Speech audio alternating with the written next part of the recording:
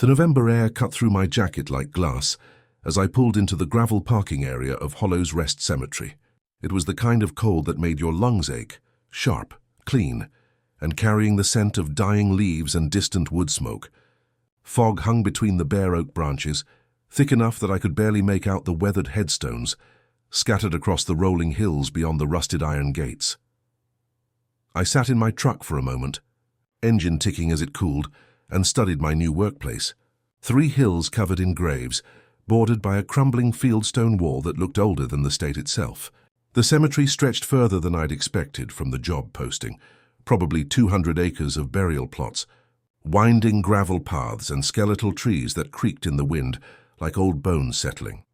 My name is Caleb Winters, and at 29 I'd officially hit rock bottom. 6 months earlier, I'd been working construction in Boston, living with Sarah in a cramped apartment in Somerville, thinking I had my life figured out. Then the company downsized. Sarah decided she needed space to find herself, translation. She'd been seeing her yoga instructor. And the landlord raised our rent by $800. 3 strikes and I was out. When I saw the listing for a live-in groundskeeper position at a rural Massachusetts cemetery, it felt like providence. The pay wasn't great, but the housing was included, and frankly, I needed solitude more than I needed money. The dead, I figured, would be better company than most of the living I'd been dealing with lately. The caretaker's cabin sat at the cemetery's edge, a modest 2-story structure, with white clapboard siding that had seen better decades. Paint peeled from the shutters, and the small front porch sagged slightly, but it looked solid enough. More importantly, it looked quiet. I grabbed my duffel bag and walked to the front door, where a key waited under a ceramic frog, exactly as promised. The interior was sparse but clean, a living room with a stone fireplace, a kitchen that smelled faintly of coffee and old wood, and a narrow staircase leading to what I assumed was a bedroom and bathroom upstairs. Everything felt frozen in time, as if the previous caretaker had simply vanished mid-routine. On the kitchen table, I found a manila folder with my name written across it in careful script. Inside were the standard employment documents, a property map, and a 3-ring binder with a faded cover labeled Procedural Rules for Night Watch, revised 1986. The binding was cracked, and several pages had been reinforced with yellowing tape. I flipped through the binder while signing my paperwork. Most of it was standard maintenance protocol, weekly lawn care schedules, winter preparation procedures, contact information for the records office. But near the back, I found a section titled Evening and Nocturnal Protocols that made me pause. The rules were typed on what looked like an old manual typewriter, with a few handwritten additions in the margins. Lock the north gate before sunset. Do not unlock it until sunrise, no matter who knocks or calls from the other side. At midnight, walk the main path once from the chapel to the maintenance shed and back. If you hear footsteps behind you during this walk, do not turn around under any circumstances. If you find fresh flowers on any unmarked grave, remove them before dawn. Do not read any notes attached to the flowers. Do not let the caretaker's bell in the chapel tower ring 3 times in succession. 2 tolls maximum. If someone calls your name from the direction of the old mausoleum, answer only on the 3rd call. Never respond to the 1st or 2nd. I stared at the list, reading it twice to make sure I wasn't missing some sort of joke. The rules felt like something out of a folklore collection, the kind of superstitious nonsense that accumulated around old places like barnacles on a ship's hull. I'd grown up practical. My father had been an electrician, my mother a nurse. They'd raised me to trust what I could see, measure and fix with tools. Still, as I looked out the kitchen window at the fog-shrouded cemetery, I felt a small chill that had nothing to do with the weather. The graves nearest the cabin were old, their headstones tilted at odd angles like broken teeth. Some bore dates from the 1800s, carved in stone so weathered the names had become suggestions rather than statements. I closed the binder and focused on the practical matters. The hiring manager, a cheerful woman named Margaret, had explained that my primary duties were simple: maintain the grounds, handle minor repairs, and provide a security presence during the night hours. Vandalism had been a problem in recent years, she'd said, though she'd been vague about the specifics. As the afternoon faded, I unpacked my few belongings and explored the cabin more thoroughly. The bedroom upstairs was Spartan but comfortable, with a window that offered a view of the cemetery's main path and the small stone chapel at its heart. The chapel looked ancient, with ivy creeping up its walls and a narrow bell tower that rose like a pointed finger into the darkening sky. By 5 o'clock, the sun had dropped below the tree line, painting the fog in shades of amber and rust. I remembered the first rule about locking the north gate and decided to take a walk, partly to familiarize myself with the property and partly to humor whatever local traditions had inspired the rule book. The north gate stood at the far end of the cemetery, where the main road curved past a dense patch of pine trees. It was an impressive piece of ironwork, tall, ornate, and secured with a heavy padlock that looked newer than the gate itself. As I turned the key, I noticed scratches in the metal around the lock, as if someone had tried to pick it or force it open. Walking back toward the cabin, I passed rows of headstones that told the story of the region's history. Family plots from the 1700s gave way to elaborate Victorian monuments, which in turn yielded to the simpler markers of the 20th century. Some graves were well maintained, decorated with artificial flowers and small American flags. Others had been abandoned to time and weather, their inscriptions slowly disappearing under creeping moss and lichen. The chapel stood at the cemetery's heart, surrounded by the oldest graves. I tried the heavy wooden door and found it unlocked. Inside, dust motes danced in the fading light that filtered through stained glass windows. The space was simple but reverent, with wooden pews facing a small altar. Above, I could see the rope that controlled the bell in the tower, hanging down through a hole in the ceiling. As I examined the chapel, I thought about the rule regarding the bell, something about not letting it ring 3 times. The rope looked old but functional, and I wondered if wind sometimes caught it, causing accidental chimes. That would explain the concern about limiting the number of tolls. By the time I returned to the cabin, full darkness had settled over Hollow's Rest. I made a simple dinner and settled into the living room with a book, occasionally glancing out the window at the cemetery beyond. Security lights along the main path cast pools of yellow illumination, creating a dotted line that disappeared into the fog. The quiet was profound, deeper than anything I'd experienced in the city. No traffic, no sirens, no neighbors arguing through thin walls. Just the whisper of wind through bare branches and the occasional creak of settling wood. For the first time in months, I felt my shoulders relax. At 11:30, I remembered the midnight walk mentioned in the rules. It seemed like a reasonable security measure, and I was curious to see the cemetery at night. I pulled on my jacket, grabbed a flashlight, and headed out into the cold. The main path stretched before me like a pale ribbon in the darkness. My footsteps crunched on loose gravel, echoing off the headstones that loomed on either side like silent witnesses. The fog had thickened, reducing my visibility to perhaps 20 feet in any direction. As I walked, I found myself listening intently to the sounds around me. The wind sighed through the trees, and somewhere in the distance I could hear the faint trickle of water, probably a stream or drainage ditch. My flashlight beam swept back and forth, illuminating carved angels, Celtic crosses, and weathered epitaphs that spoke of beloved wives, cherished children, and men who died in wars, whose names were already fading from memory. The maintenance shed sat at the far end of the main path, a utilitarian building that housed lawn equipment and supplies. I touched the door handle to complete my circuit, then turned back toward the chapel and cabin. The return walk felt different somehow, more expectant, as if the cemetery were holding its breath. Halfway back I heard it, the soft crunch of footsteps on gravel, perfectly synchronized with my own stride. I stopped, and the sound stopped with me. I resumed walking, listening carefully, and there it was again, the distinct rhythm of someone walking just behind me, matching my pace exactly. The second rule echoed in my mind. If you hear footsteps behind you during this walk, do not turn around under any circumstances. I almost smiled at the coincidence. Some practical joker had probably written these rules after experiencing the same acoustic phenomenon I was encountering. Sound reflecting off headstones, creating the illusion of a companion, but curiosity got the better of caution. I stopped again, counted to 3, and turned around, sweeping my flashlight across the path behind me. Nothing. The gravel path stretched empty into the fog, disturbed only by my own footprints leading back toward the maintenance shed. I turned forward again and continued walking, but the feeling of being followed had intensified rather than diminished. The footsteps resumed immediately, so perfectly timed with mine that it felt like I was listening to an echo with no delay. When I reached the chapel, I hurried the last 50 yards to the cabin and locked the door behind me.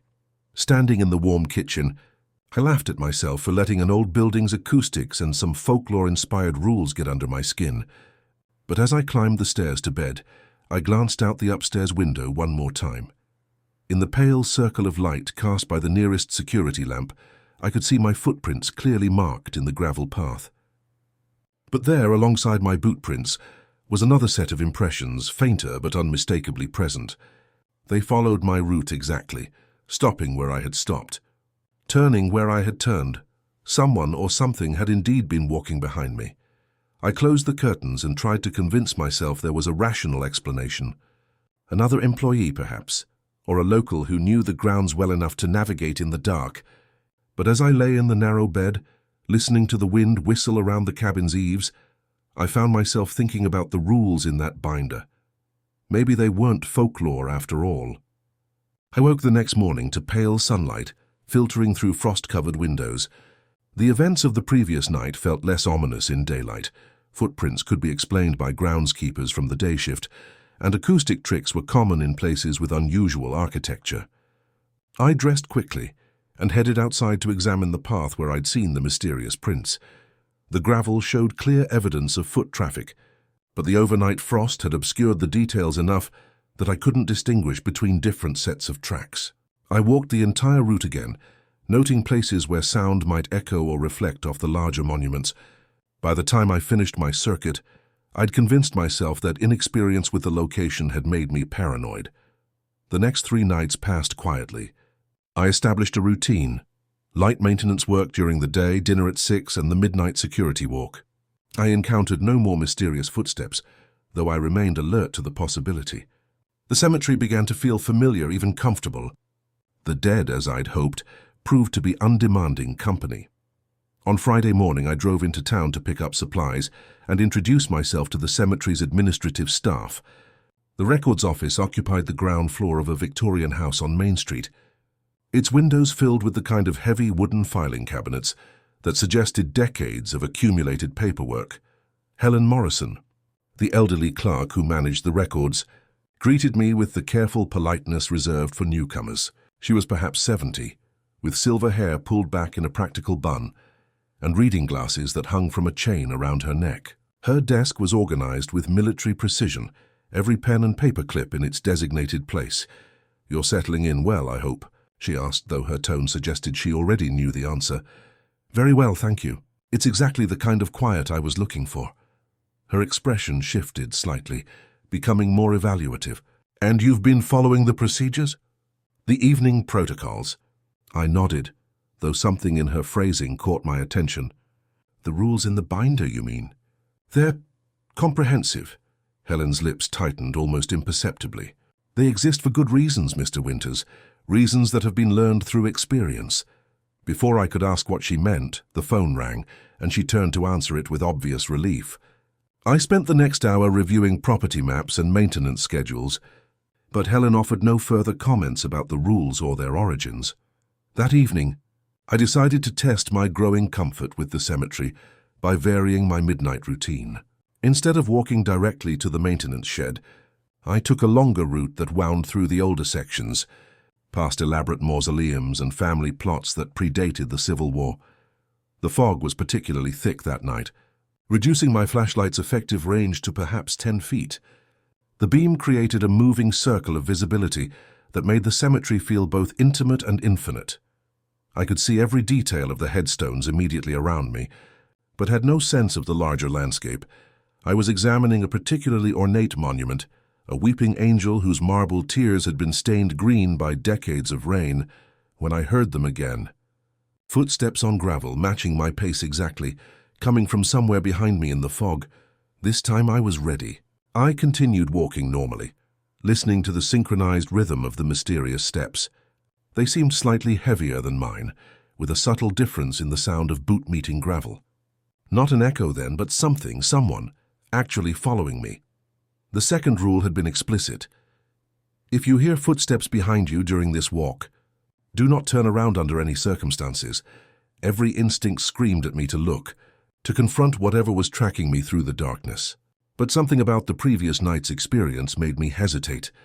I had turned around before and found nothing visible, but the prints had been there afterward, proof that something had indeed been following me. What if the rule wasn't superstition but hard-won knowledge? What if turning around was exactly the wrong thing to do? I forced myself to maintain my pace, fighting the crawling sensation between my shoulder blades that comes from knowing you're being watched. The footsteps continued, never varying from their perfect synchronization with mine. When I stopped to examine another headstone, they stopped. When I resumed walking, they resumed as well.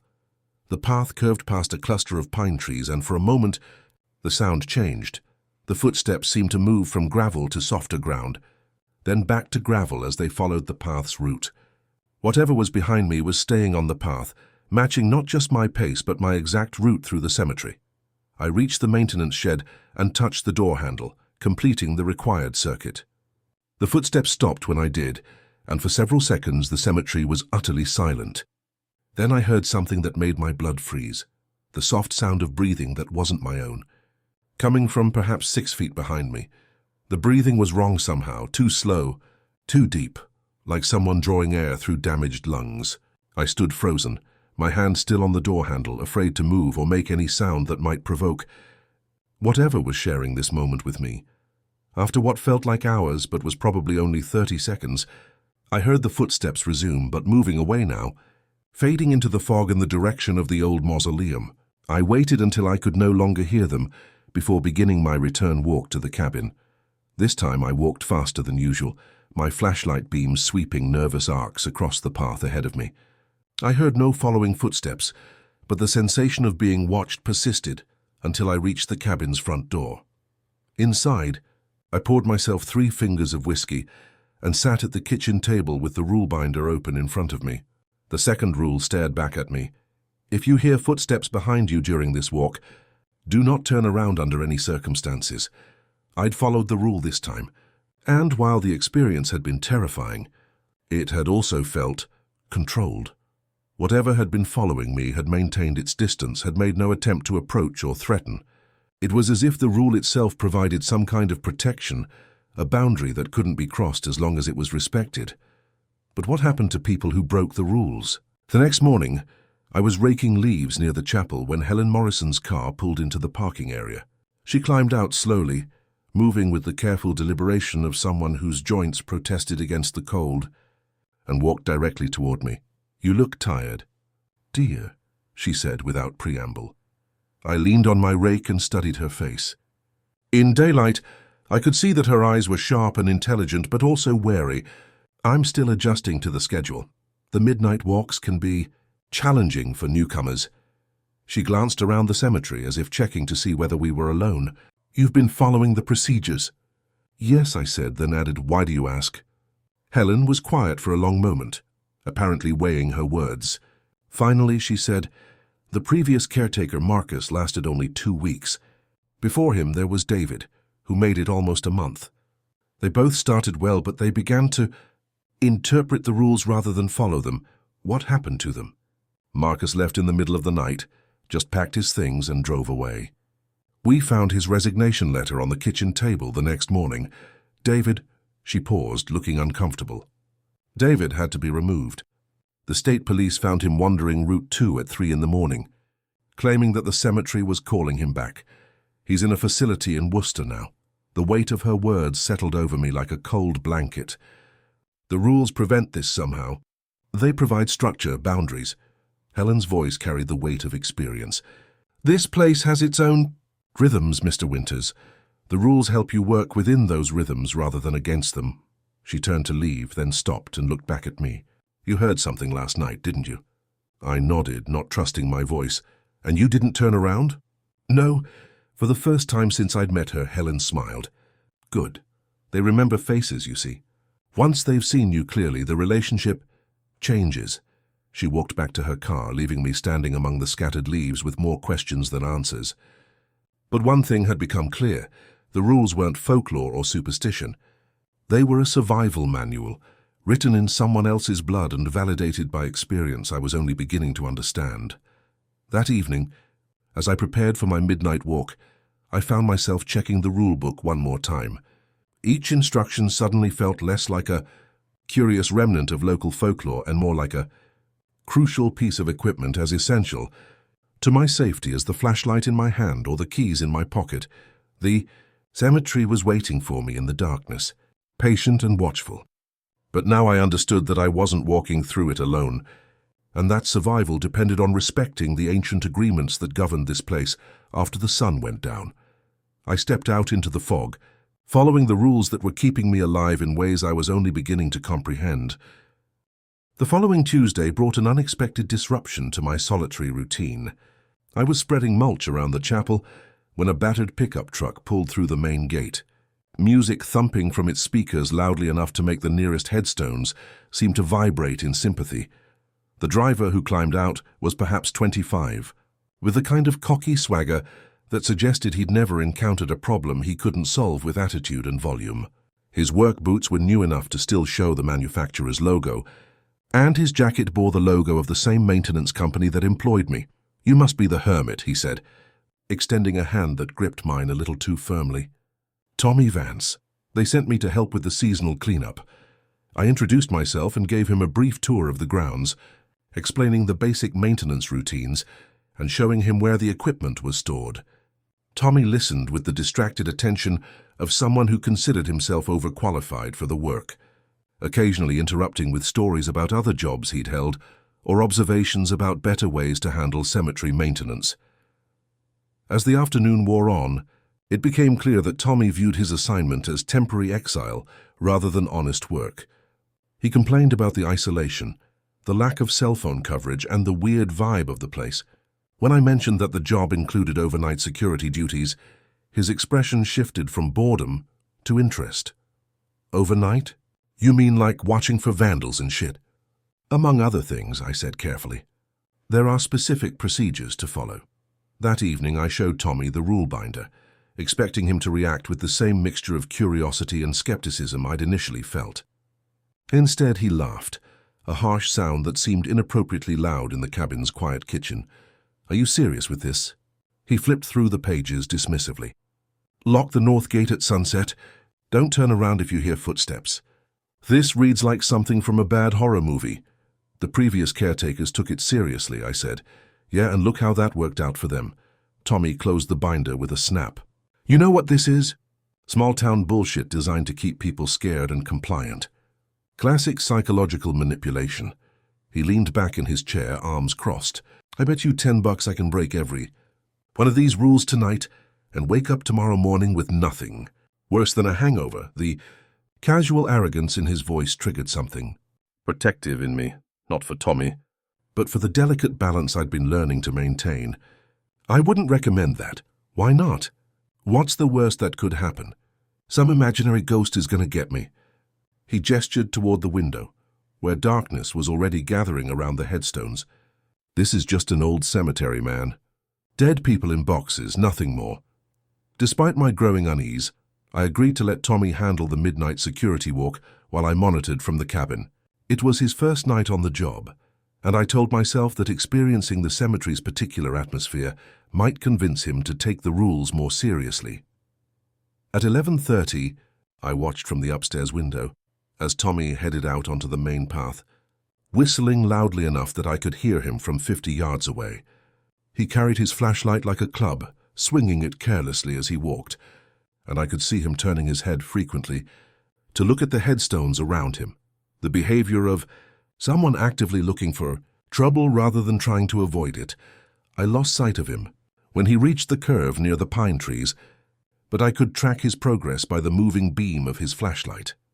He seemed to be taking his time, probably stopping to read inscriptions or examine the more elaborate monuments.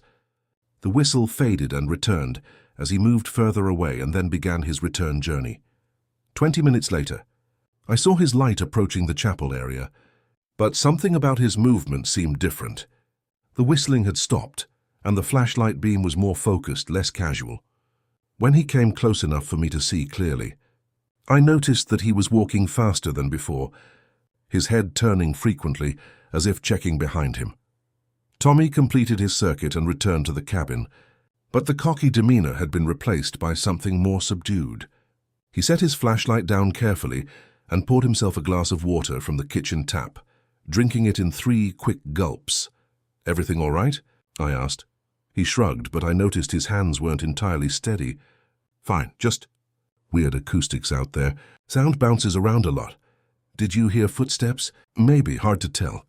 He looked at me with an expression I couldn't quite read. "You ever notice how quiet it gets? Like really quiet. Makes you hear things that aren't there." I waited for him to elaborate, but he seemed reluctant to continue the conversation. After a few minutes, he announced that he was tired and headed upstairs to the guest room I'd prepared for him. The next morning, Tommy's attitude had shifted again, but in an unexpected direction. Rather than being humbled by his experience, he seemed energized by it, as if he'd discovered something interesting rather than unsettling. "I've been thinking about those rules," he said over coffee. "They're not random, are they? Someone wrote them based on actual experiences in this place." I nodded, encouraged by what seemed like a more respectful approach. "So here's what I don't understand," he continued. "If these things, whatever they are really dangerous, why not just avoid the cemetery at night entirely? Why walk through it at midnight? Why have rules at all instead of just staying inside?" It was a fair question, and one I'd been wondering about myself. Maybe the rules keep them contained somehow. Maybe breaking them makes things worse. Tommy's eyes lit up with the kind of enthusiasm that made me immediately nervous. "Exactly. So the rules aren't protection. They're a control system. And the only way to understand the system is to test its boundaries." Before I could object, he outlined his plan. He wanted to systematically break each rule to see what happened, documenting the results like a scientific experiment. He was convinced that understanding the cemetery's supernatural ecosystem would give us power over it, rather than leaving us as victims of ignorance. "Tommy, I don't think... Look, I'm not saying we go crazy and break all the rules at once. We'll be methodical. Start with something small, like keeping the north gate unlocked overnight. See what happens. If nothing major occurs, we try the next one." Despite my growing alarm, I found myself curious about the logic behind his approach. If the rules were indeed based on real phenomena, understanding those phenomena might be valuable. But something about Tommy's eagerness worried me. He seemed less interested in understanding the cemetery's dangers than in proving his superiority to them. That evening, against my better judgment, I agreed to let him test the first rule. We walked to the north gate together just before sunset, and I watched as Tommy removed the heavy padlock and hung it open on the gate's latch. "There," he said with satisfaction. "Step 1 of demystifying this place." We returned to the cabin for dinner, but I found myself unable to focus on conversation or food. Every few minutes, I caught myself glancing toward the north end of the cemetery, as if I might be able to see through the darkness to monitor the gate's condition. At 10 o'clock, we heard it, the metallic clang of the gate swinging in the wind, followed by the sharp crack of metal striking stone. The sound carried clearly across the cemetery, rhythmic and urgent. Tommy looked up from the book he'd been reading, his expression shifting from confidence to uncertainty. Wind's picking up, but there was no wind. Outside the cabin windows, the air was perfectly still, the fog hanging motionless between the headstones like suspended breath. The clanging continued, growing more frequent and violent. It sounded as if the gate were being repeatedly opened and slammed shut with increasing force. Then abruptly the noise stopped, replaced by a silence so complete it seemed to press against my eardrums. "I should check on it," Tommy said, but he made no move to leave his chair. At midnight, the silence broke with a sound that made us both jump. 3 sharp knocks on the cabin's front door, followed by Tommy's own voice calling from outside. "Hey guys, let me in! I found something incredible out there." We stared at each other across the kitchen table. Tommy was sitting right there in front of me, his face pale in the lamplight, but his voice continued calling from the front porch, urgent and excited. "Come on, open up. You've got to see this." Tommy started to rise from his chair, but I grabbed his arm. "Don't." "But that's my voice," he whispered. The calling continued for several minutes, growing more insistent and slightly less human. The vocal patterns remained Tommy's, but the timing was wrong, the emphasis falling in places that no real person would choose. It was like hearing a recording played back at slightly incorrect speed. Finally, the voice stopped. We sat in silence until dawn, neither of us willing to look out the windows or open the door. When the sun rose, we found the north gate closed and locked, the padlock secured as if it had never been opened. Tommy's flashlight and work boots were sitting neatly beside the gate, arranged with care on the frost-covered ground. The boots were filled with water, not rainwater or dew, but clear, cold water that smelled faintly of deep earth and metal. Tommy left that morning without saying goodbye, driving away in his pickup truck while I was examining the boots. I never saw him again, though Helen mentioned a few days later that he'd called the office to quit, claiming he'd found better opportunities in the city. But sometimes, on particularly foggy nights, I hear his voice calling from the direction of the north gate, always excited, always claiming to have found something incredible that he wants to share. I never answer, and I always make sure the gate is locked before sunset. Tommy's abrupt departure left me alone with questions that multiplied like shadows at dusk. His work boots remained where we'd found them, and despite my better judgment, I found myself returning to examine them periodically, as if they might reveal some clue about what had happened that night. The water never evaporated. 3 days after Tommy left, the boots were still filled to the brim with that strange metallic-tasting liquid that seemed too clear and too cold to be natural. When I finally worked up the courage to empty them, the water ran out in a steady stream that soaked instantly into the ground, leaving no trace of moisture on the surface. I needed answers, but I wasn't sure where to find them. Helen Morrison was my most obvious source of information, but our previous conversations had suggested she was more comfortable offering warnings than explanations. Still, she'd worked at the cemetery longer than anyone else, and her knowledge of its history might help me understand what I was dealing with. The next morning, I drove into town and arrived at the records office just as Helen was unlocking the front door. She greeted me with the same careful politeness as always, but I noticed her eyes immediately sought out my face, as if checking for signs of distress or change. "Mr. Winters, I trust everything is well at Hollow's Rest?" Actually, I was hoping to learn more about the cemetery's history, particularly the older sections. Helen's expression became guarded. "What sort of information are you looking for?" I decided on a direct approach. "I want to understand why those rules exist, not just what they say, but why they're necessary." She was quiet for a long moment, her fingers drumming against the doorframe. Finally, she stepped aside and gestured for me to enter. "Come in, but understand that some knowledge carries responsibility. Mr. Winters, once you know certain things, you can't unknow them." The records office's interior was even more cramped than I'd remembered, with filing cabinets lining every available wall and boxes of documents stacked in corners, like sedimentary layers of bureaucracy. Helen led me to a small back room that I hadn't seen before, where older files were stored in climate-controlled cabinets. "What do you know about the cemetery's founding?" she asked, pulling out a drawer filled with folders bound in red ribbon. Only what was in the standard materials. "Established in 1847, expanded several times, serves the local community." That's the official version. Helen selected a folder and set it on a small reading table. The truth is more complicated. The documents inside were copies of newspaper articles, handwritten reports, and what appeared to be surveyors' notes, all dating from the 1870s. The paper was brittle and yellowed, and many of the pages had been reinforced with archival tape. "In 1872, Helen said, settling into the chair across from me, "there was what the records call the Hollows Flood.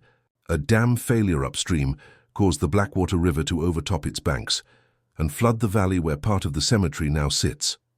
I studied a faded photograph that showed the aftermath. Twisted trees, scattered debris, and what looked like damaged grave markers protruding from muddy water. How many graves were affected? At least 40, possibly more. The flood washed away coffins, scattered remains, and completely disrupted the burial ground. But that wasn't the worst of it. She pointed to a surveyor's map that showed the cemetery's current layout overlaid with its pre-flood boundaries. The flood exposed something that had been buried much longer than any of the graves.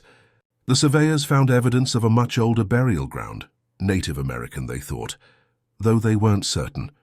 The flood had disturbed those remains as well. I felt a chill that had nothing to do with the air conditioning. So the cemetery was built on top of an existing burial ground. Partially. The town council at the time decided to expand the cemetery to include the flooded area, reasoning that it was already consecrated ground of a sort. They brought in fill dirt, releveled the terrain, and began burying people above the displaced remains. Helen turned to another document, this one handwritten in fading brown ink. This is from Elias Gant, the first groundskeeper hired after the flood. He was tasked with maintaining the expanded cemetery and dealing with what the town council euphemistically called ongoing settlement issues. I read over Gant's notes, struggling with the old-fashioned handwriting. The entries began matter-of-factly, recording routine maintenance and the installation of new grave markers. But as the dates progressed, the tone changed. October 15, 1872. Strange sounds from the lower section during night hours. Investigated but found no evidence of disturbance. October 22, 1872. Sounds have intensified. Appears to come from beneath the ground rather than above. Consulted with town council but received no guidance. November 3, 1872. First direct encounter. Something walking the paths at night, but disappears when approached directly. Footprints found in morning, but pattern suggests more than one individual. November 18, 1872. They are becoming bolder. Direct interaction attempted but was unsuccessful. Must establish boundaries. This is where the rules began, Helen said quietly. Gant spent the winter of 1872 experimenting with different approaches to managing what he called the unquiet residents. By spring, he'd developed a set of protocols that seemed to maintain stability. I flipped through more pages, watching as Gant's handwritten notes evolved into typed procedures, then into the formal rule structure I recognized from my own binder. The evolution was clear. What had started as one man's desperate attempts to manage an impossible situation had been refined over decades into a systematic approach to coexistence with something that defied explanation. What happened to Gant? Helen's expression darkened. He maintained the cemetery for 37 years. When he died in 1909, he was found at his kitchen table with a complete set of updated procedures laid out in front of him, as if he'd been preparing for his replacement until his final moments. She showed me a photograph from that era. A stern-faced man in work clothes standing beside the chapel, his eyes carrying the weight of someone who'd seen too much but had learned to bear it. Behind him, barely visible in the photograph's faded background, I could make out the shapes of other figures standing among the headstones. Who are those people? I asked, pointing to the background figures. Helen leaned closer to examine the photograph, then shook her head. There's no record of anyone else being present when this picture was taken. The photographer's notes specifically mentioned that Gant was alone. I stared at the image, trying to make sense of the shadowy forms that seemed to cluster around the older headstones. They were indistinct but definitely human-shaped, and there was something about their postures that suggested they were aware of the camera. The rules Gant developed, I said, they're still effective, with modifications. Each groundskeeper has had to adapt them slightly based on changing conditions. The cemetery has grown, new sections have been added, and the residents have evolved as well. Helen pulled out another folder, this one containing more recent documents. The last major revision was in 1986, after an incident that resulted in the permanent closure of the old mausoleum and several changes to the nocturnal protocols. The 1986 folder was thicker and contained police reports alongside the usual maintenance records. I read through them with growing unease, noting references to a missing persons investigation and unexplained disturbances that had required state police involvement. What kind of incident? The groundskeeper at that time, a man named Robert Chen, became convinced that he could communicate with the cemetery's older residents. He began leaving offerings at unmarked graves, trying to establish dialogue. The situation escalated until... Helen paused, choosing her words carefully. Until Mr. Chen disappeared entirely. His replacement found evidence that he'd been conducting what could only be described as séances in the mausoleum. She pointed to a police photograph showing the mausoleum's interior. The stone floor was covered with chalk symbols and melted candles. and the walls bore what looked like scratch marks that formed crude symbols or letters. Chen was never found, but the phenomena in the cemetery intensified dramatically after his disappearance. It took months to re-establish stability, and even then, certain areas had to be declared permanently off-limits. I thought about the fifth rule. If someone calls your name from the direction of the old mausoleum, answer only on the third call. Suddenly, the specificity made more sense. The calling voices, I said. They're not just random sounds, are they? Helen met my eyes directly for the first time since I'd known her. No, Mr. Winters, they're quite purposeful. And they remember everyone who answers. We spent the rest of the morning going through the files, and with each document the cemetery's true nature became clearer. It wasn't simply a burial ground that happened to be haunted. It was a complex ecosystem, where the living and the dead had learned to coexist through careful negotiation and mutual respect for established boundaries. The rules weren't arbitrary folklore. They were diplomatic agreements, carefully crafted protocols that maintained a delicate peace between two very different communities sharing the same space. As I prepared to leave, Helen handed me one final document, a journal entry from the 1950s that had been typed on official letterhead. The bell serves as their parliament, it read. When it rings twice, they are in session, discussing matters that concern both the buried and the living. When it rings 3 times, they have reached a decision that requires action. Our role is to ensure that such decisions are rare and, when necessary, influenced by our own needs for safety and stability. We are not the masters of this place, the entry concluded. We are participants in an agreement that predates our understanding. The rules exist to ensure that we remain worthy partners rather than becoming subjects for their consideration. Driving back to Hollow's Rest, I felt as if I was seeing the cemetery for the first time. The headstones weren't just markers of past lives. They were the visible portion of an ongoing community. The paths weren't simply routes for maintenance and visitation. They were diplomatic channels where careful protocols prevented misunderstanding and conflict. That evening, as I prepared for my midnight walk, I found myself approaching the routine with new respect. I wasn't simply following arbitrary rules to avoid supernatural trouble. I was fulfilling my part in an ancient agreement that kept 2 incompatible worlds from destructive collision. The cemetery waited for me in the darkness, patient and watchful as always. But now I understood that I was walking among neighbors, rather than through a collection of graves, and that my survival depended on being a good neighbor to residents whose needs and methods I was only beginning to comprehend. The weight of Helen's revelations stayed with me through the following days like a persistent headache. Understanding the cemetery's true nature had brought clarity, but it had also multiplied my questions exponentially. If the rules represented diplomatic agreements, who had negotiated them? How had a series of groundskeepers managed to establish communication with entities that most people would dismiss as impossible? More importantly, what happened when the agreements broke down? I found myself studying every detail of my environment with new intensity. The placement of headstones, the way certain paths curved around seemingly empty spaces, the fact that some graves were meticulously maintained while others appeared deliberately neglected. Everything seemed to carry potential significance that I'd previously missed. On Thursday afternoon, I decided to visit Helen at her home rather than waiting for our next chance encounter at the office. She lived in a small cottage at the cemetery's eastern edge, close enough that she could probably hear the chapel bell from her kitchen window. The house was tidy, but showed signs of long occupancy. Flower boxes that had been replanted many times, paint that had been refreshed repeatedly, and the kind of lived-in quality that comes from decades of consistent care. Helen answered my knock with an expression that suggested she'd been expecting me. "I've been thinking about our conversation. I have questions," I admitted.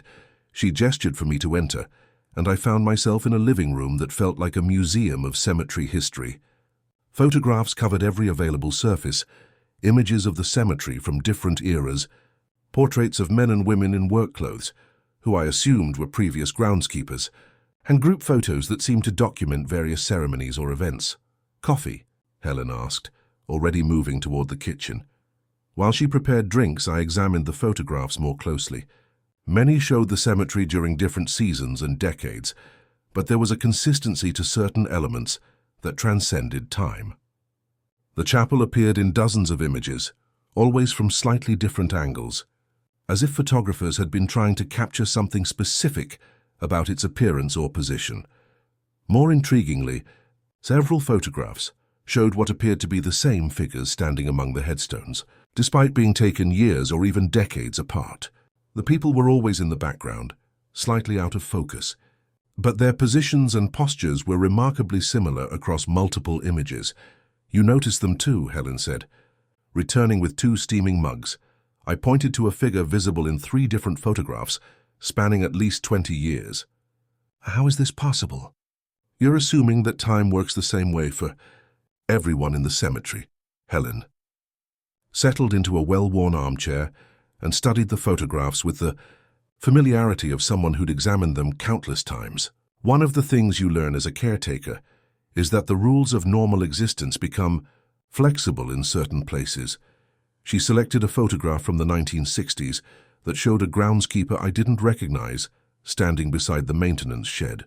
Behind him, barely visible in the morning fog, were several figures that seemed to be observing the photographer. "That's William Marsh," Helen said. "He maintained the cemetery for 18 years, from 1955 to 1973. He was the first groundskeeper to understand that the cemetery's residents weren't simply ghosts or spirits in the traditional sense." "What are they, then?" Helen sipped her coffee thoughtfully. "William called them the persistent, people who, for various reasons, couldn't or wouldn't move on after death.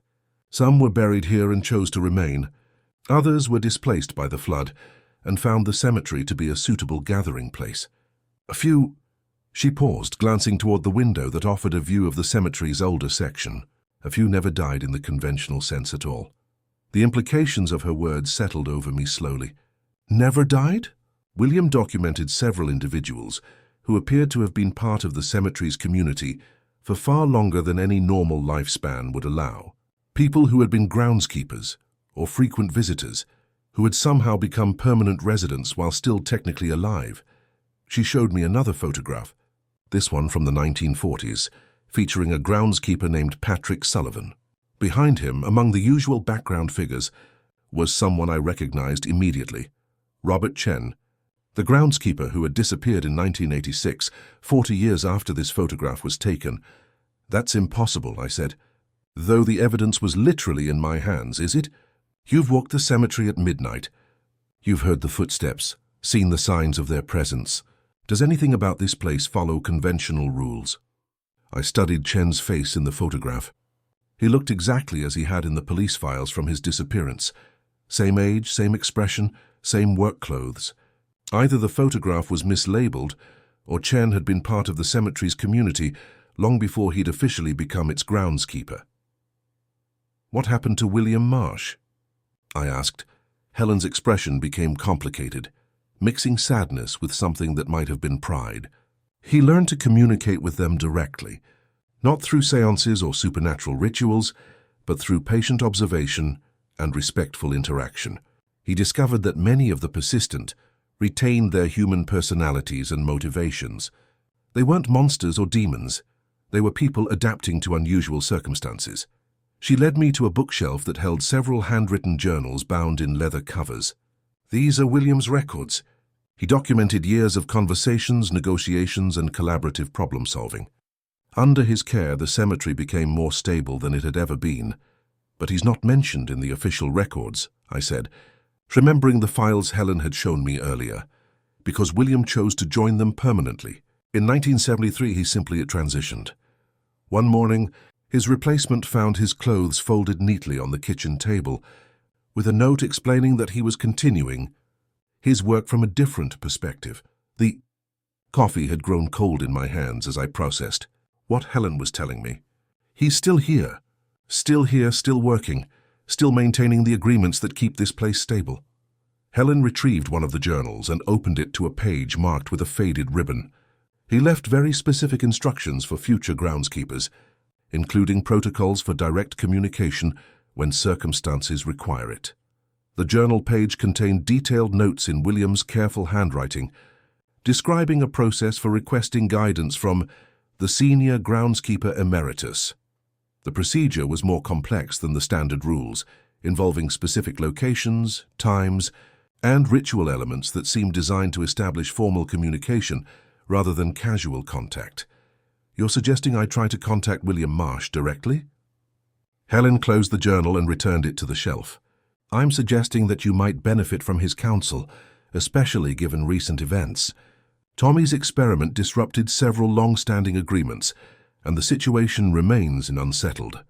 That evening, I followed William's instructions precisely. At 11:45 p.m., I placed a handwritten request for guidance under the maintenance shed door, then walked to the chapel and rang the bell once, not as a signal to the cemetery's residents, but as a formal request for audience with their human representative. The response came within minutes. I heard footsteps approaching along the main path, but these were different from the mysterious steps that had followed me during previous walks. These footsteps were confident, purposeful, and accompanied by the faint jingle of keys, the sound of someone who belonged here and had work to do. William Marsh emerged from the fog near the chapel, and I understood immediately why Helen had spoken of him with such respect. He appeared solid and present, dressed in work clothes that looked no different from my own, but there was an quality to his presence that suggested depth and patience, earned through decades of experience. "Mr. Winters," he said, his voice carrying the slight accent of someone who'd grown up in rural Massachusetts. "Helen mentioned you'd been asking thoughtful questions. Mr. Marsh, I wasn't sure this would work." He smiled, and the expression was entirely human, touched with the kind of gentle humor that comes from having seen most of what the world has to offer. "Communication isn't the hard part. The hard part is knowing what questions to ask." We walked together toward the maintenance shed, and I found myself falling into the kind of comfortable working rhythm I might have shared with any experienced colleague. William's presence was reassuring rather than frightening. He felt more alive than dead, more mentor than ghost. "Tommy's departure has created complications," he said without preamble. "His experiments damaged several carefully maintained boundaries. Some of our residents are agitated by the disruption." "What kind of complications?" William paused beside a headstone that I'd never noticed before, though I'd walked past this spot dozens of times. The inscription was too weathered to read, but someone had recently placed fresh flowers at its base, violets that seemed unusually vivid in the flashlight beam. The North Gate incident attracted attention from residents who normally keep to the older sections. They're curious about the new groundskeeper and his intentions. He looked at me directly, and I realized his eyes held the same evaluative quality I'd seen in Helen's expression. They want to know if you're someone they can work with, or someone they need to manage more directly. The implications of his words were clear, though I wished they weren't. What's the difference? Cooperation versus control. Partnership versus subjugation. William gestured toward the cemetery's older sections, where the fog seemed thicker and more persistent than elsewhere. They've been here much longer than any of us. They remember what the land was like before the first colonial settlers, before the flood, before the modern cemetery was established. From their perspective, we're the temporary residents. We continued walking, and William shared stories from his years as groundskeeper, stories that painted a picture of the cemetery as a complex community with its own politics, traditions, and conflicts. The rules, he explained, weren't just safety measures, but diplomatic protocols that had been refined through decades of negotiation between very different groups of residents. "The key insight," he said as we approached the area where Tommy had left his boots, "is that they don't want to harm the living. They want to be acknowledged, respected, and included in decisions that affect their home. Most of the problems arise when groundskeepers try to impose their will rather than working collaboratively. What about the ones who disappeared? The groundskeepers who had to be removed?" William's expression grew somber. "Fear makes people do foolish things. Marcus ran because he was terrified. David tried to fight them, to reclaim the cemetery for the living alone. Neither approach worked. And Robert wanted to help, but he misunderstood their nature. He treated them like troubled spirits, who needed salvation rather than like people who'd found a way to continue their existence under unusual circumstances. His attempts at communication were—" William paused, searching for the right words. "Condescending. They don't need our help to move on. They need our respect for their choice to stay. As we completed our circuit of the cemetery, William offered practical advice about managing the current situation. Some of the residents were testing boundaries that Tommy's experiments had weakened. Others were evaluating my suitability as a long-term partner. The next few weeks would be crucial in re-establishing stability. "Remember," he said as we reached the cabin, "you're not their keeper, you're their colleague. The cemetery works best when everyone contributes their skills to the common good." With that, he faded back into the fog, leaving me with a clearer understanding of my role, but also with the knowledge that I was being evaluated by standards I didn't fully comprehend. The next morning, I found a small gift on the cabin's front step, a hand-carved wooden token, smoothed by years of handling, with the image of a key etched into its surface. Tucked beneath it was a note in William's careful handwriting, for when formal communication is needed. They respect tradition and proper protocol. Use it wisely. I pocketed the token and prepared for the day's work, knowing that I was no longer simply following rules to avoid supernatural trouble. I was participating in a community where the living and the dead had learned to share space through mutual respect and careful negotiation. The learning curve was steep, but I was beginning to understand that survival depended not on avoiding the cemetery's unusual residents, but on earning their trust and proving myself worthy of inclusion in their ancient, ongoing conversation. The token William had left felt warm in my pocket, as if it carried some residual energy from its previous owner. Over the following days, I found myself touching it frequently, drawing comfort from its solid presence and the knowledge that I had allies in this strange community I was learning to navigate. For nearly a week, the cemetery felt more stable than it had since Tommy's departure. My midnight walks proceeded without incident. The rules seemed to maintain their protective function, and I began to develop a sense of confidence in my growing understanding of the place and its residents. That confidence shattered on a Tuesday night when the fog rolled in thicker than I'd ever seen it. I'd completed my usual maintenance tasks and prepared for the midnight walk. But when I stepped outside the cabin, I found myself in a world transformed. The fog was so dense that my flashlight beam seemed to terminate after only a few feet, creating a small bubble of visibility that moved with me like a personal atmosphere. The familiar landmarks of the cemetery, headstones, trees, even the path itself appeared and vanished, like memories half recalled. The silence was absolute, as if the fog had absorbed not just light but sound as well. My footsteps seemed muffled and distant, and even my breathing felt strangely quiet. It was like walking through cotton, through dreams, through a world that had been drained of its normal physics. Halfway to the maintenance shed, I heard it. My name called from somewhere ahead and to the right, in the direction of the old mausoleum. Caleb. The voice was faint but unmistakably familiar, though it took me a moment to place it.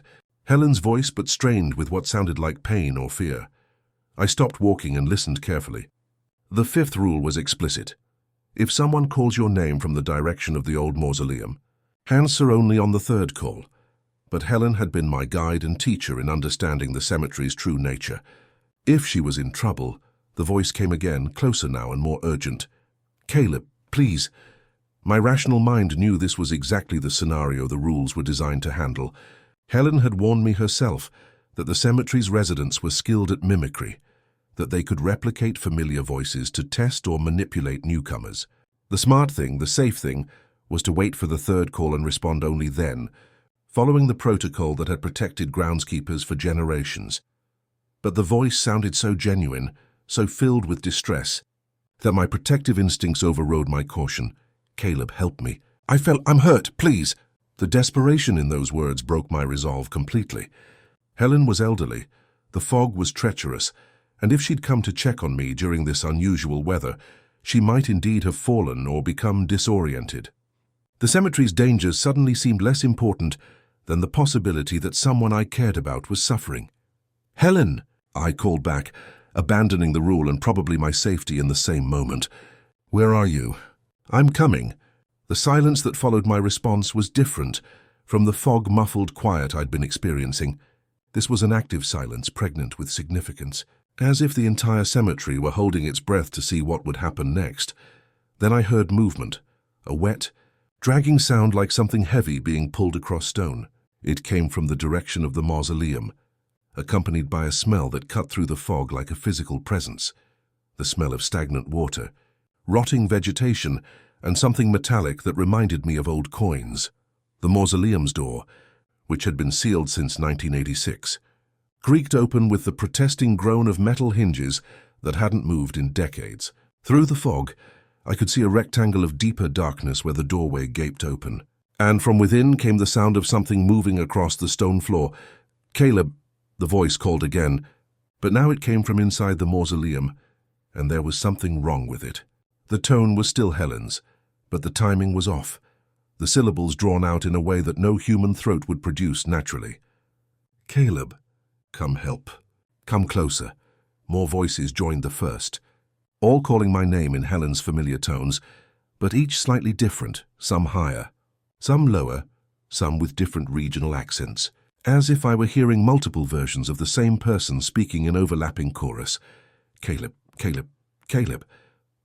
The dragging sound intensified, and I realized that whatever was inside the mausoleum was trying to pull itself toward the open doorway. I caught glimpses of movement in the darkness, something pale and wet, something that moved in ways that defied comfortable explanation. I backed away slowly, fighting every instinct that told me to run. Sudden movement might trigger pursuit, and I had no idea what the thing in the mausoleum was capable of, if fully provoked. Instead, I began walking backward toward the main path, keeping my flashlight trained on the mausoleum's entrance while trying to maintain some semblance of calm.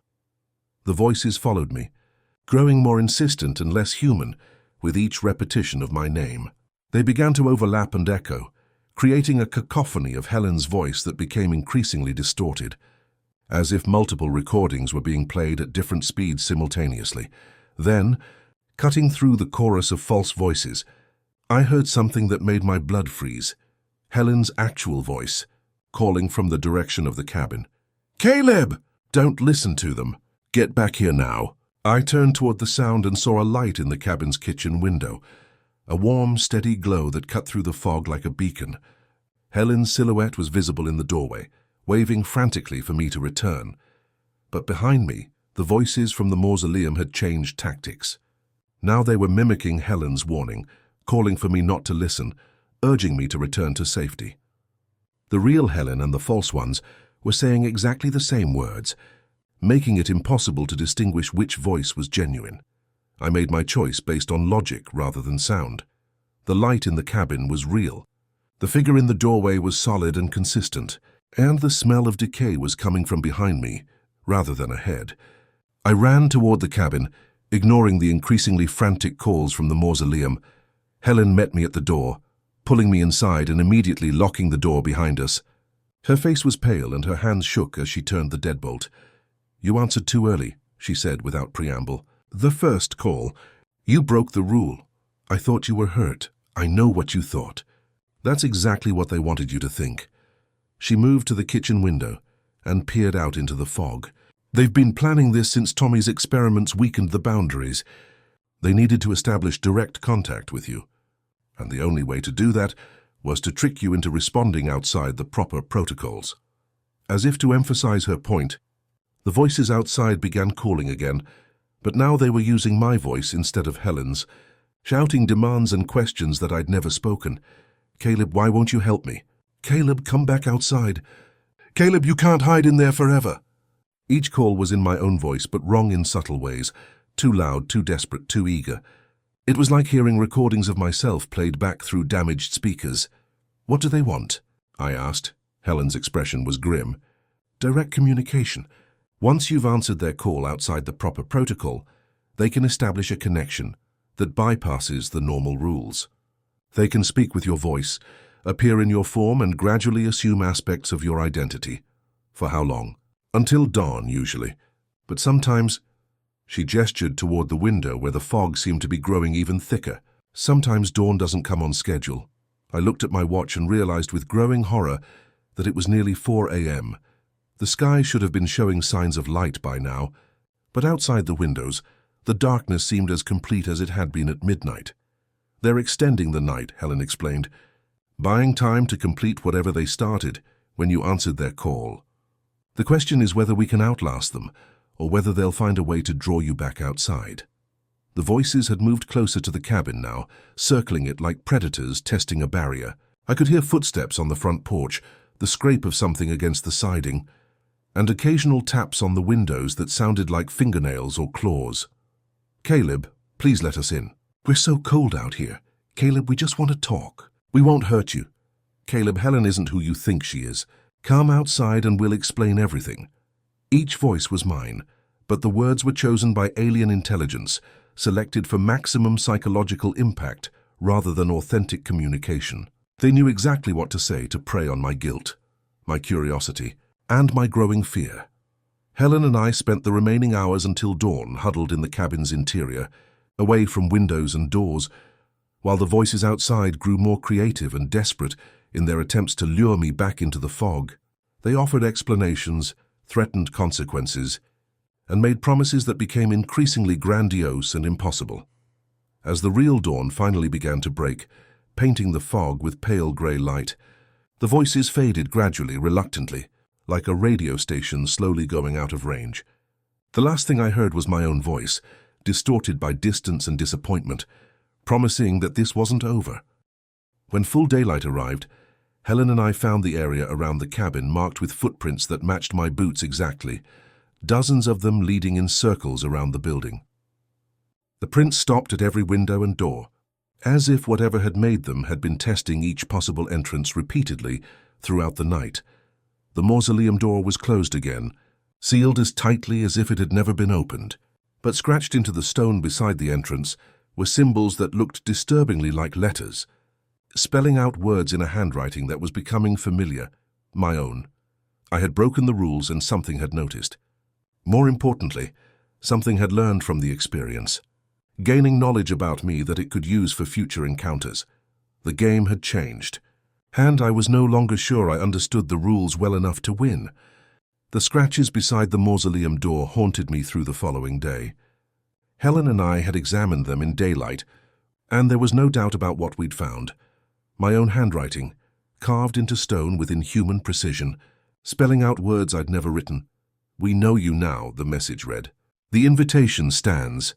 Helen interpreted this as a formal declaration of changed relationship between myself and the cemetery's more aggressive residents. By responding to their call outside the proper protocol, I'd unknowingly accepted some form of invitation or contract that superseded the normal rules. "What kind of invitation?" I'd asked. "To join them permanently," she'd replied with the matter-of-fact tone she might have used to discuss a job offer. That evening, I prepared for my midnight walk with more trepidation than I'd felt since my first week at Hollow's Rest. The wooden token William had given me felt heavier in my pocket, and I found myself gripping it like a talisman as I stepped out into the night air. The cemetery appeared normal at first. No unusual fog, no strange sounds, just the familiar landscape of headstones and paths under a clear, cold sky. But as I began my walk toward the maintenance shed, I noticed that my footsteps weren't echoing correctly. Each step produced not one sound but two, as if someone were walking in perfect synchronization just behind me. I remembered the second rule and resisted the urge to turn around, but the doubled footsteps continued throughout my circuit. When I reached the maintenance shed and paused, the second set of steps paused as well. When I resumed walking, they resumed. It was like having a shadow that made sound instead of blocking light. Halfway back to the cabin, the chapel bell began to ring. Once. The sound hung in the air like a struck crystal, pure and resonant. I stopped walking and waited, remembering William's explanation about the bell serving as a form of parliament for the cemetery's residents. Twice. The second toll came exactly 30 seconds after the first, measured and deliberate. According to what I'd learned, this meant the cemetery's residents were in session, discussing matters that affected both the living and the dead. I was probably the topic under consideration. The silence that followed stretched on and on, filled with potential energy like the moment before lightning strikes. I found myself counting seconds, then minutes, waiting for the third toll that would signal a decision had been reached, a decision that would require action. 5 minutes passed. 10, 15. The third toll never came, but something else happened instead. The bell began to ring continuously, not in measured tolls but in a frantic, irregular pattern that sounded like an alarm or distress signal. I ran toward the chapel, abandoning the careful protocols I'd been following. If the bell was ringing on its own, something was seriously wrong. The continuous ringing grew louder as I approached, and I could see the bell tower silhouetted against the stars, the bell swinging wildly back and forth. Inside the chapel, I found the rope that controlled the bell moving on its own, jerking up and down with mechanical precision, but no visible operator. The rope was wet, soaked with the same strange water that had filled Tommy's boots, and it left a trail of moisture on the chapel floor. I grabbed the rope and tried to stop its movement, but it fought against me with surprising strength, as if something on the other end were pulling back. The bell continued to ring, each clang echoing off the chapel walls and seeming to vibrate through my bones. Then I heard them, voices rising from beneath the chapel floor, hundreds of voices moaning in unison, like a vast underground choir. The sound wasn't coming through the floorboards, but seeming to emerge from the earth itself, as if the entire cemetery were trying to speak at once. The wooden token in my pocket began to vibrate, and I pulled it out to find it glowing with a faint, warm light, following an instinct I couldn't explain. I pressed the token against the rope and spoke the words William had taught me for formal communication. I request audience with the Senior Groundskeeper Emeritus. I invoke my right to counsel under the traditional agreements. The rope stopped moving immediately, and the bell fell silent with a finality that seemed to press against my eardrums. The voices from beneath the floor continued for a few more seconds, then faded like an echo dying away. William materialized beside the altar, but he looked different than he had during our previous encounter. His usual calm demeanor had been replaced by urgency, and there was something strained about his appearance, as if maintaining his physical presence was requiring significant effort. "The situation is escalating beyond our ability to contain it," he said without preamble. "Your response to their call last night has created a cascade of consequences that we didn't anticipate." "What kind of consequences?" "They're waking the deeper residents, the ones who've been sleeping since the flood, the ones who predate the colonial period entirely." The bell was ringing because the cemetery's entire population is being roused to deal with what they perceive as a fundamental change in the established order. I felt the blood drain from my face. "How do I fix this?" William's expression was grim. "There's a protocol for situations like this, but it's dangerous and irreversible. You would need to formally renounce your connection to the living world and accept permanent residency in the cemetery community." "You mean die?" "Not exactly. More like transition. Become something between living and dead, able to serve as a bridge between the two communities." He gestured toward himself. "Like I did, but under much more difficult circumstances."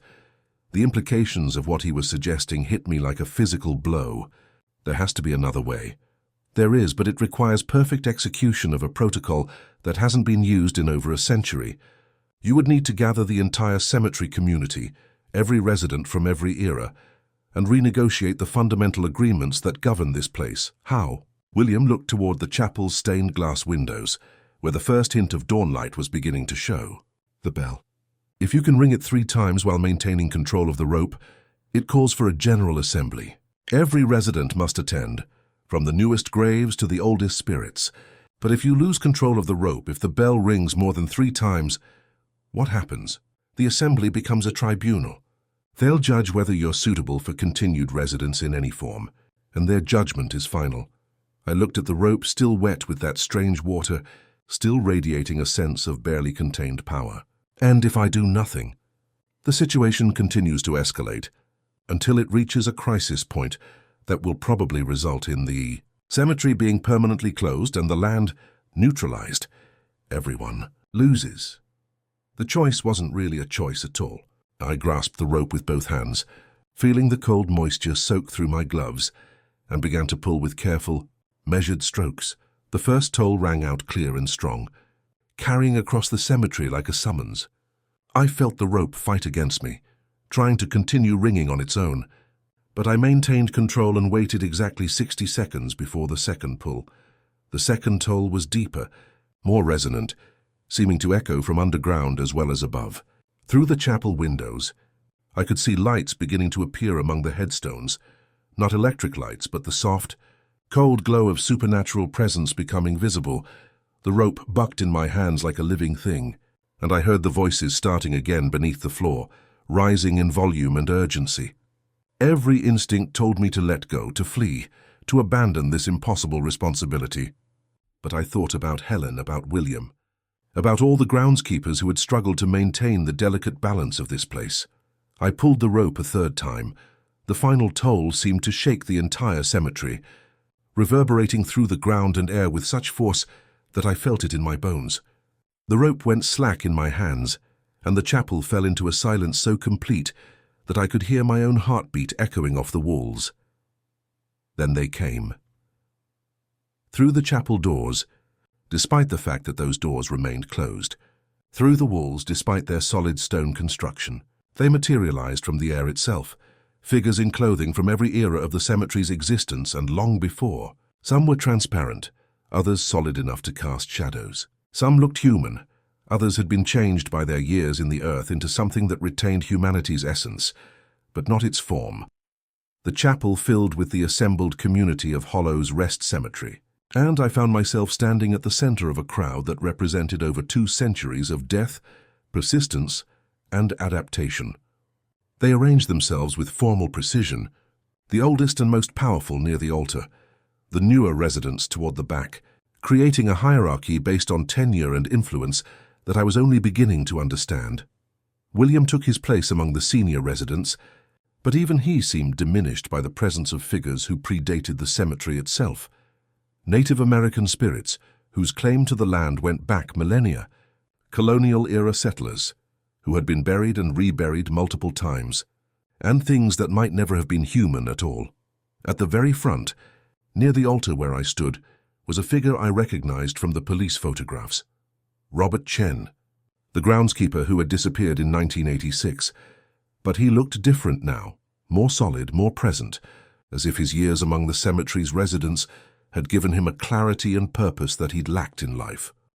He spoke first, his voice carrying the authority of someone who had earned their position through experience and sacrifice. "Caleb Winters," he said, and every eye in the chapel focused on me with uncomfortable intensity. "You have called for General Assembly under the ancient protocols. State your purpose." I looked around at the assembled crowd, hundreds of faces, some familiar from photographs, others completely unknown, all waiting for my response. The weight of their attention was almost physical. And I understood that whatever I said next would determine not just my own fate, but the future of the entire community. "I want to renegotiate the agreements," I said, my voice sounding small in the crowded space. "Recent events have created instability that threatens everyone who calls this place home. We need new protocols that can adapt to changing circumstances while preserving the essential balance between the living and the dead." A murmur ran through the assembly, some voices approving, others skeptical. Robert Chen raised his hand for silence.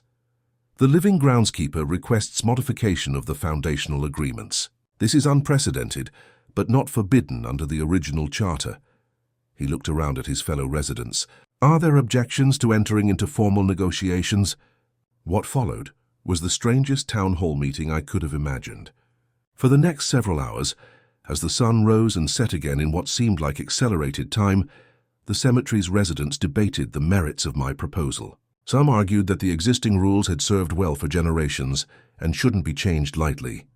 Others contended that Tommy's experiments had exposed weaknesses that needed to be addressed. Slowly, through careful discussion and negotiation, we worked out a new set of agreements.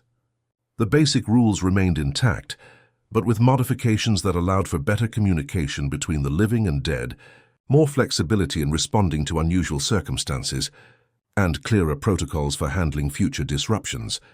Most importantly, we established a formal council structure that included both living and dead representatives, ensuring that future decisions would be made collaboratively rather than unilaterally. When the negotiations concluded, Robert Chen formally recorded the new agreements in a leather-bound book that materialized on the altar. The book looked ancient but felt newly made, as if it existed in some space between past and present where such paradoxes were normal. "The new covenant is sealed," Chen announced. Caleb Winters is confirmed as groundskeeper, under the revised protocols, with full recognition from the assembled community.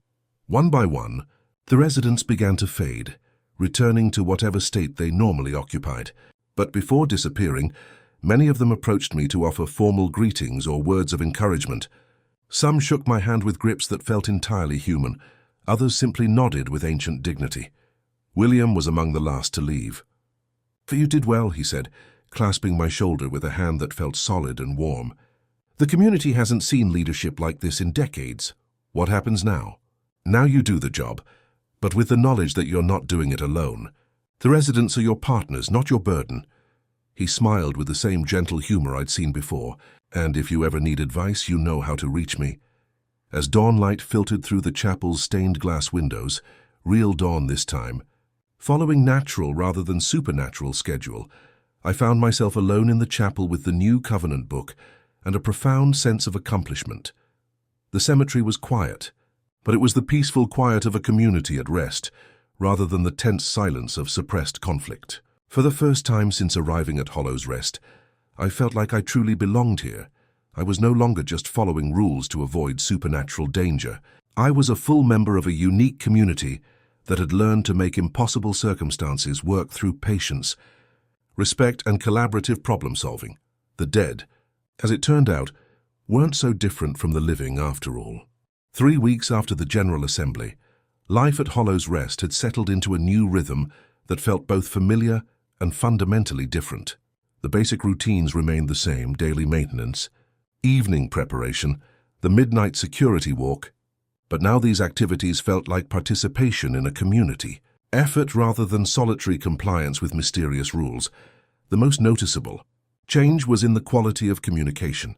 The revised protocols allowed for much clearer interaction between the living and dead residents, eliminating much of the ambiguity and fear that had characterized my early weeks at the cemetery. When I heard footsteps during my midnight walks now, I could distinguish between the footsteps of residents going about their own business and the more purposeful steps of someone seeking interaction. The new covenant book had taken up permanent residence on the kitchen table, its leather binding growing more comfortable looking with each passing day. I found myself consulting it regularly, not just for crisis management, but for the detailed insights it contained about the cemetery's history, geography, and social structure. Most surprisingly, I discovered that many of the cemetery's residents were genuinely helpful neighbors. William continued to serve as my primary advisor, but I also developed working relationships with several other permanent residents who contributed different expertise to the community's welfare. Sarah Blackwood, a Victorian-era teacher who had been buried in the cemetery in 1892, proved invaluable in managing the newer sections, where more recent burials required different approaches to maintenance and memorial care. Her knowledge of local family histories helped me understand which graves needed special attention and which areas were likely to see regular visitation from living relatives. Marcus Holloway, a groundskeeper from the 1920s who had chosen to stay after his official retirement, shared techniques for seasonal preparation and weather management that weren't documented in any manual. He had an intuitive understanding of how the cemetery's drainage systems worked and could predict which areas would need extra attention during different weather patterns. Even Robert Chen, despite his complicated history with the community, had evolved into a valuable resource. His experience with both successful and failed approaches to cemetery management provided crucial perspective on avoiding past mistakes, while building on proven successes. But the most profound change was in my own relationship with the place. I no longer felt like a temporary caretaker managing someone else's property. Hollow's Rest had become home in a way that no previous residents had ever achieved. The cemetery's rhythms felt natural, its challenges felt surmountable, and its community felt genuinely welcoming. This sense of belonging made what happened on a foggy Thursday evening in December all the more unsettling. I was completing routine maintenance on the chapel steps when I noticed a car parked near the main gate, a late model, Salem with Massachusetts, plates that didn't belong to any of the usual visitors. As I watched, a woman in professional attire emerged from the vehicle and began walking purposefully toward the records office building. Helen's car was already in the parking area, so I assumed the visitor was someone with legitimate business. But something about the woman's posture and the way she moved through the cemetery struck me as wrong. She walked too directly, without the respectful hesitation that most people showed when navigating among the graves, and she seemed completely unaffected by the atmosphere that even skeptical visitors usually found at least mildly unsettling. 20 minutes later, Helen appeared at the cabin door, her usual composure replaced by obvious distress. "We have a problem," she said without preamble. "A significant one." I invited her in and made coffee while she organized her thoughts. When she was ready to speak, her words carried the weight of accumulated dread. "That woman is Margaret Thorne, a developer from Boston. She represents a consortium that's been quietly acquiring property throughout this area for a large-scale commercial development project." My stomach dropped. "They want to buy the cemetery? They want to relocate it, move all the graves to a consolidated memorial park outside of town, then develop this land for retail and residential use." Helen's hands shook slightly as she reached for her coffee cup. "It's all perfectly legal under current zoning laws, and they've already secured permits for the preliminary phases." The implications hit me like a physical blow. "What about the residents? The ones who can't be relocated?" "That's exactly the problem. Miss Thorne has no idea what she's dealing with. To her, this is just old land with some outdated burials that can be managed through standard bureaucratic processes." I thought about the General Assembly, about the careful negotiations that had produced the new covenant, about the centuries of accumulated history and community that had made Hollow's Rest work as both a burial ground and a home for the persistent dead. "How long do we have?" "The initial survey work begins next month. Full relocation would start in the spring." Helen met my eyes directly.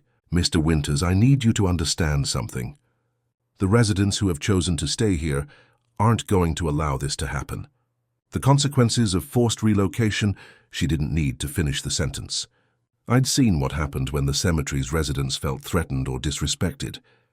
A full-scale confrontation between corporate developers and angry spirits would be a disaster that would extend far beyond the boundaries of Hollow's Rest. That evening, I used the formal communication protocols to request an emergency consultation with the senior counsel.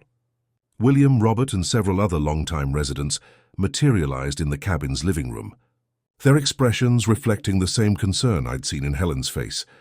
"We're aware of the situation," William said. "The question is how to respond without creating a larger crisis. Can't you simply discourage them?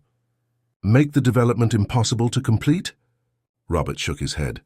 "Direct confrontation would validate their assumptions about supernatural interference and give them grounds to bring in specialists, people who understand our nature but don't respect our rights. That would make the situation much worse."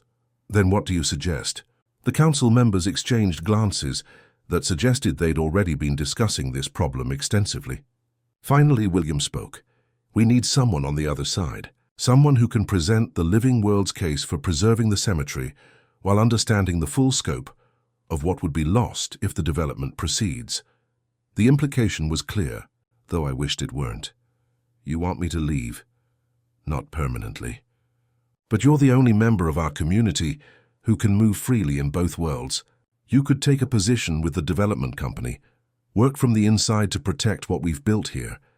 The suggestion felt like betrayal, even though I understood the logic behind it. Leaving Hollow's Rest would mean abandoning the life I'd built, the community I'd helped to negotiate, the home I'd finally found, but it might also be the only way to save all of those things. Over the following days, I wrestled with the decision while continuing my normal routines. The cemetery felt different now that I knew its future was threatened, more precious, more fragile, more worthy of protection. Every interaction with the residents, every successful completion of maintenance tasks, every peaceful night reinforced my sense of what would be lost if the development proceeded. The decision was made for me on a Sunday morning, when I found Margaret Thorne walking through the older sections of the cemetery, taking photographs and making notes on a tablet computer. She moved through the grounds with the clinical detachment of someone conducting inventory, cataloging obstacles to be overcome rather than appreciating the accumulated history around her. I approached her with careful politeness, introducing myself as the current groundskeeper and offering to answer any questions about the property. "Actually, you might be exactly what I need," she said, looking up from her tablet with the kind of focused interest that successful business people bring to useful resources.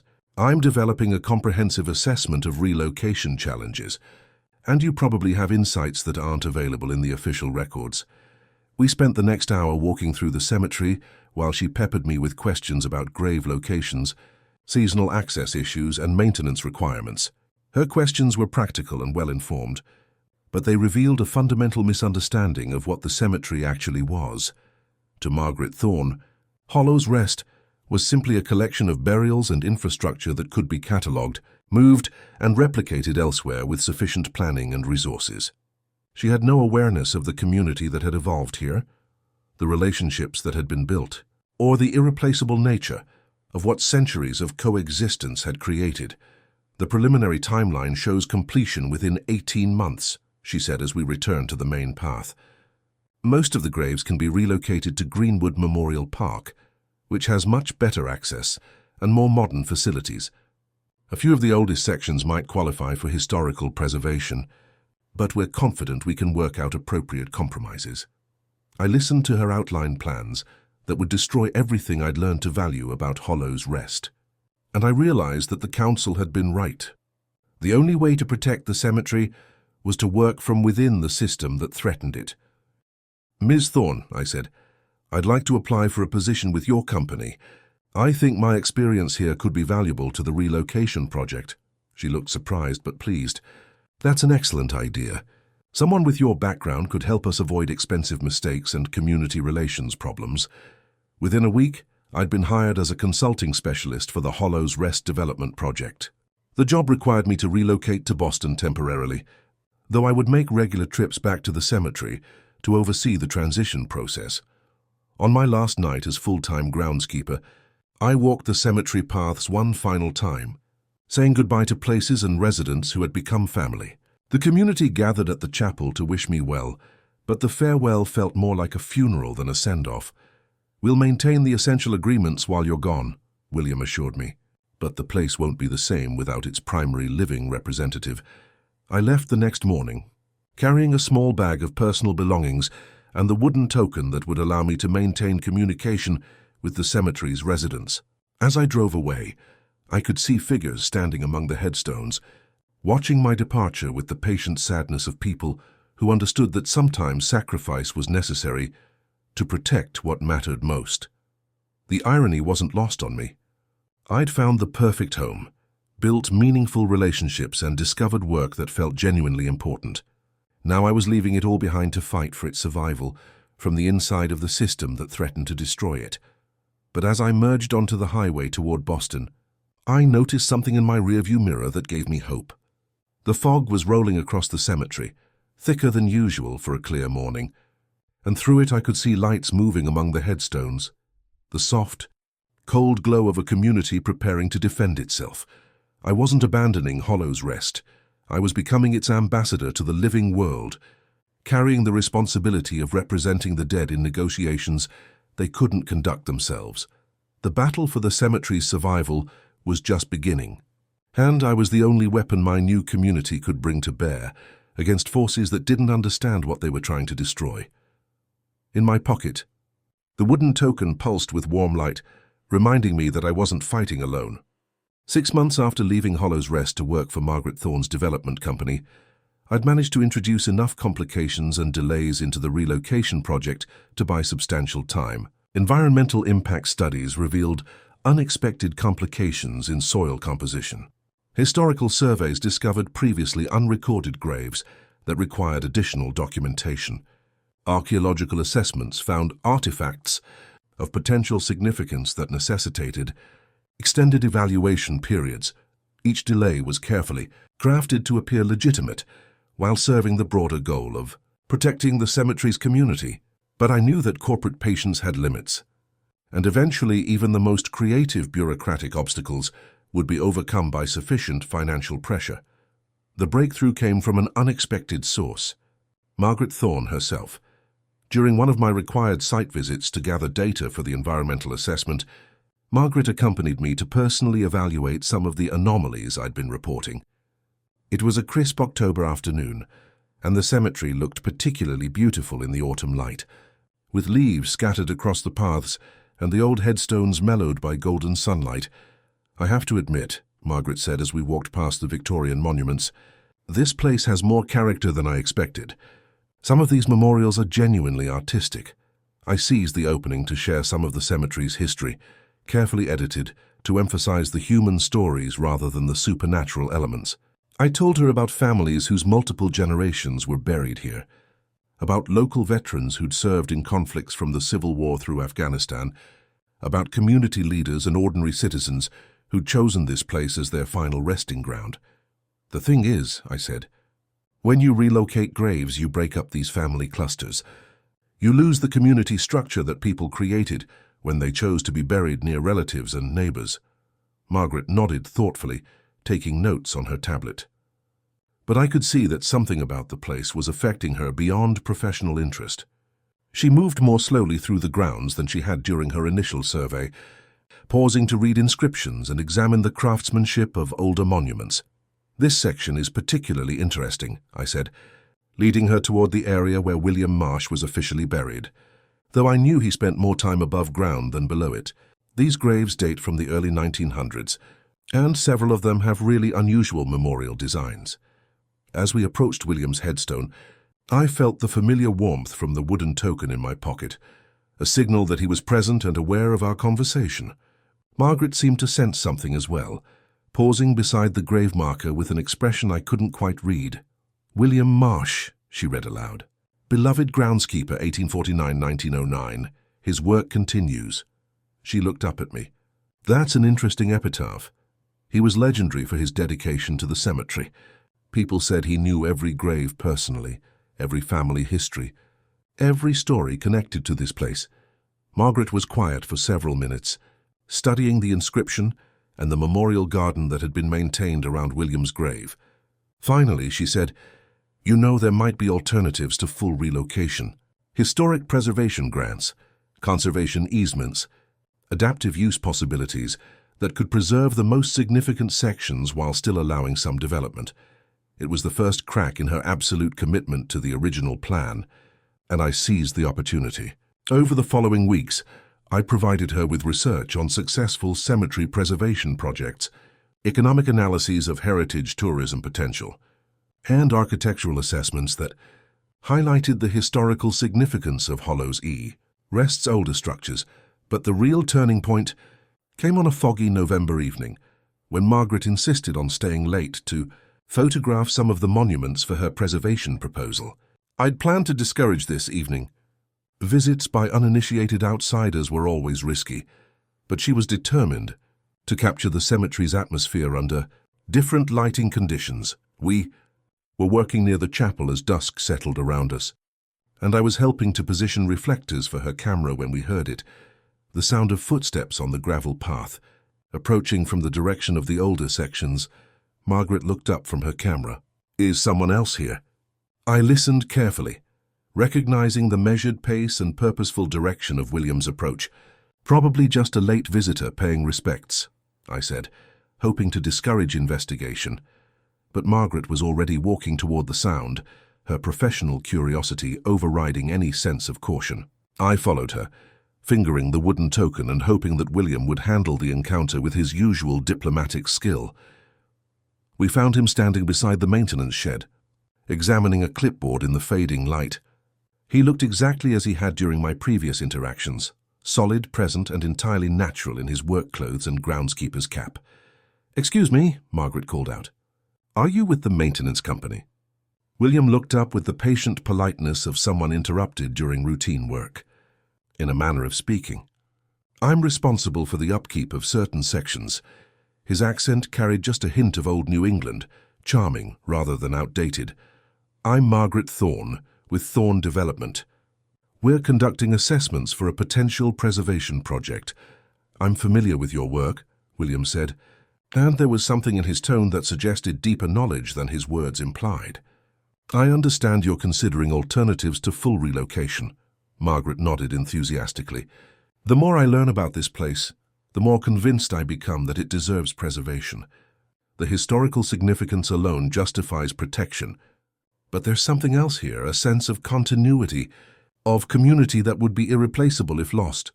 William smiled, and the expression carried genuine warmth and approval. You're beginning to understand what makes this place special. It's not just the graves or the monuments. It's the relationships, the connections between past and present, the ongoing story that continues to unfold here. They talked for nearly an hour, with William sharing insights about the cemetery's history and significance that weren't available in any official records.